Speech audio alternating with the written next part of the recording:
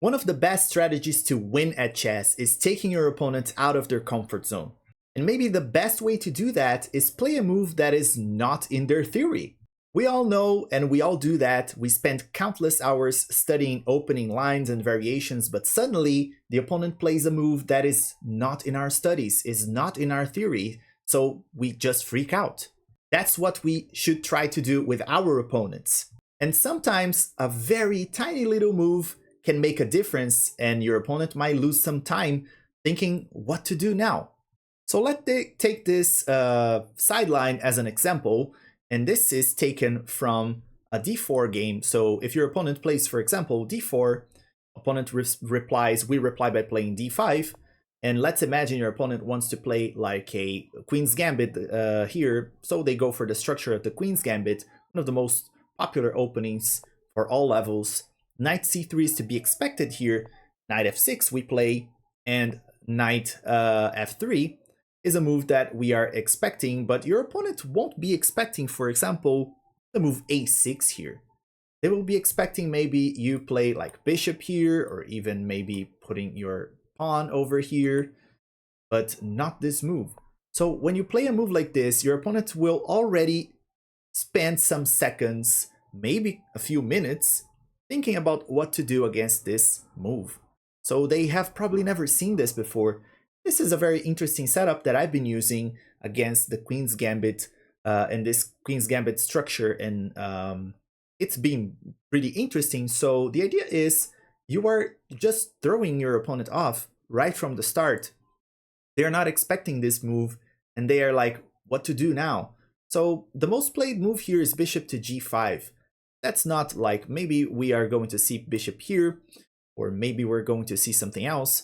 Maybe white's gonna take here, but we have to know more or less what to do in those cases. This is the most common move here, played like 45% of the time.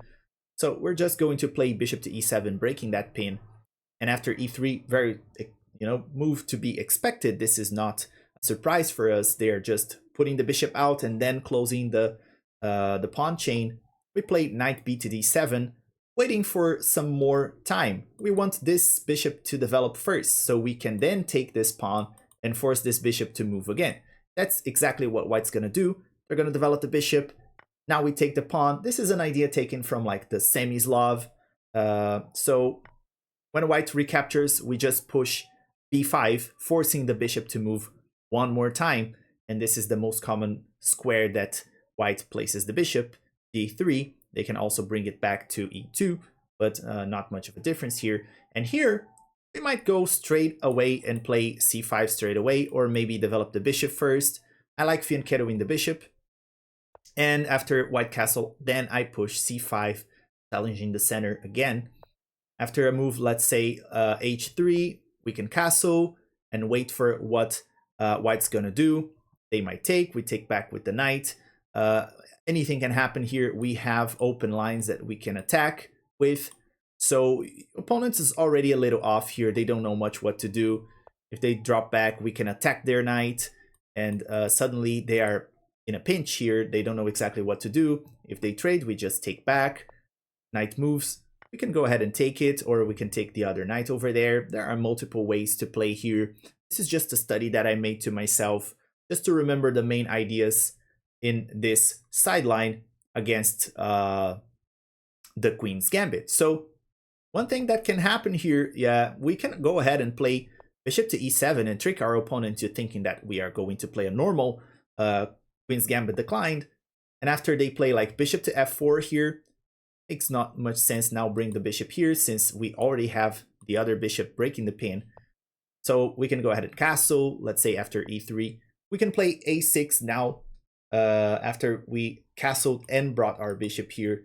And again, the plan is the same. We wait for this bishop to move, and as they move, we just take the pawn, and as they take back, we chase the bishop away, making it spend several moves and waste tempo, so we can place our pieces in optimal squares.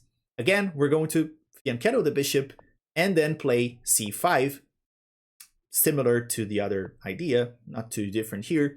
We can go ahead and play knight b to d7 here. And after a move, let's say rook f to e1, we can bring this rook anticipating that this file will probably be open. There's a tension between the pawns here, and we already have this rook pointing at the queen over there, and that might be useful.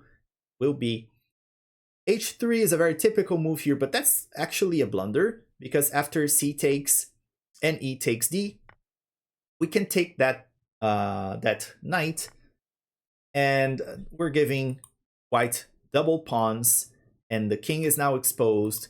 And much better than that, now we have this move b4, and this knight is lost. There's no way to save this knight because it is pinned to the queen. Now our rook is doing a really good job here on the open file that we predicted that would be open. There's nothing that white can do if they move this knight. Queen will fall. The best thing that they might try to do here, and I didn't put this in my study, is just move the bishop here, try to take this pawn.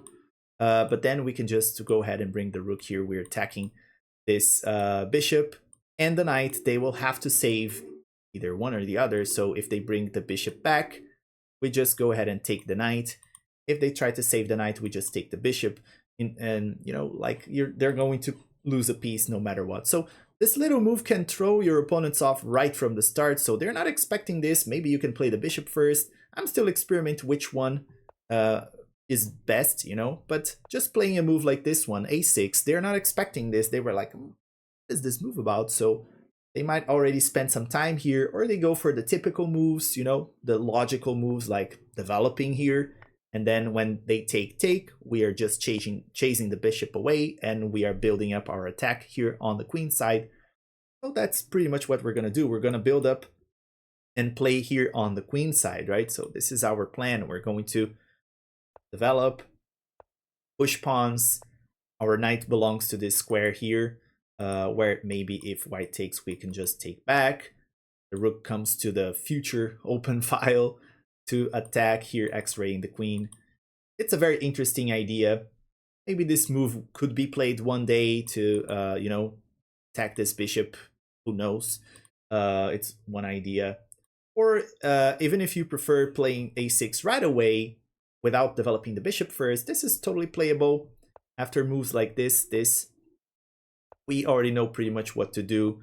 After white plays the bishop out, we just take and we abuse that bishop, and we make it move several times so we can place our pawns and our pieces in optimal squares. c5 is played here, is the same idea. After, let's say, h3, there are some ideas that I'm still experimenting here. Maybe playing b4, chasing that knight away is an idea. We can do that. After they move, we can play something like, I don't know, queen to b6 is an idea here. I don't know what they're gonna do, but we can go ahead and just castle. We can push this. We can even bring this rook to the, I don't know, maybe future open file if white takes or if we take. Maybe this move could be something, and the bishops are going to be traded in the future. So there are many alternatives here. I'm still experimenting this yet, but I know so far that maybe this move right from the start, a6, is going to throw your opponents off, or if you develop the bishop first. So always try new things, guys. You might find some sideline that is going to take your opponent out of their comfort zone, and then you are going to be dealing the cards. If you liked this video, please leave a like, leave a comment down below as well. And as always, I see you guys in the next one.